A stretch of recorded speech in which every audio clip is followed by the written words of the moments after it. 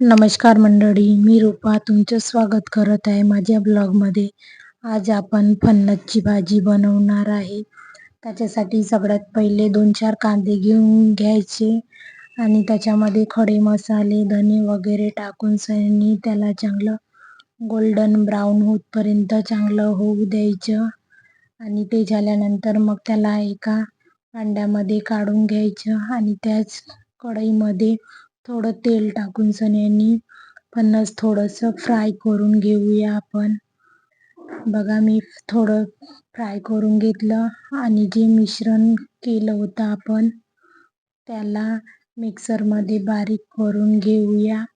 आणि मग फणस झाल्यानंतर त्याच कढईमध्ये थोडं तेल टाकून सन्यानी जे मिश्रण आपण बारीक केलं होतं ते टाकून घ्यायचं आणि अद्रक लसूणची पेस्ट याला चांगलं गोल्डन ब्राऊन होतपर्यंत चांगलं शिजू द्यायचं.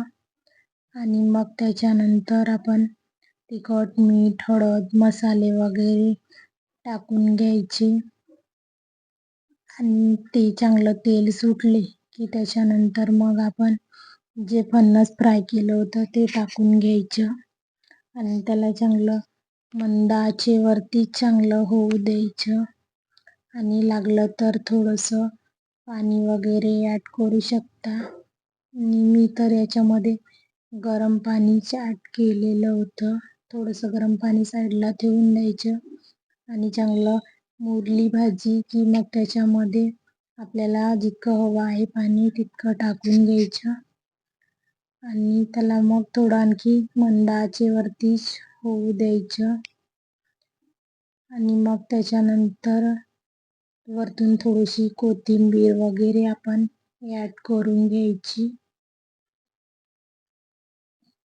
नक्की कमेंट करून सांगा कशी वाटत आहे. तर खायला तर खूप छान वाटत होती आणि जास्त काही मसाले वगैरे काही लागत नाही. एकदम झटपट होणारी रेसिपी आहे.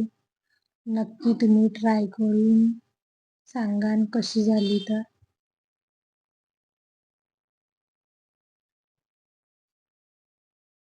आणि या जेवण करायला आणि आवडल्यास नक्की लाईक, शेअर अँड सबस्क्राईब कराल. धन्यवाद.